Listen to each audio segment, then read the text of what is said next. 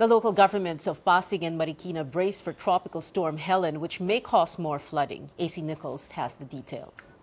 As Tropical Storm Helen threatens to bring more rainfall over Metro Manila, Pasig City is pulling all stops to marshal again its resources for disaster preparedness.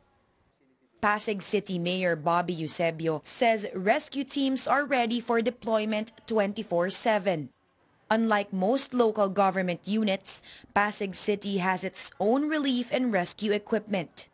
Sa amin yung rubber boats, sa amin yung mga trucks. Wala kaming from national agency, wala sa amin. Dahil sabi ko, marami namang dapat tulungan ng ibang national, pero kami, makakatayo kami.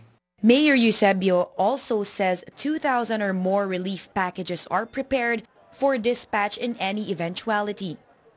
The city has put up a footbridge made of wood that stretches through areas in the city most prone to flooding.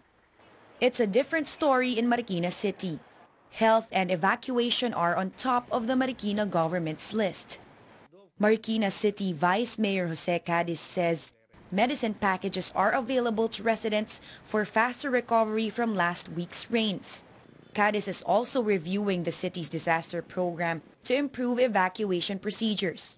He again appeals to Marikina residents, especially those living in low-lying areas, to follow the government's evacuation orders.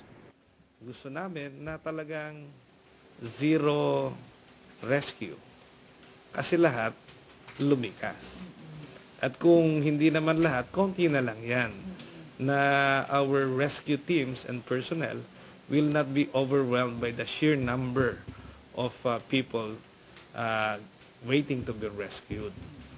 Permanent relocation is not an option for now, says Cadiz, as the economic cost would be too big.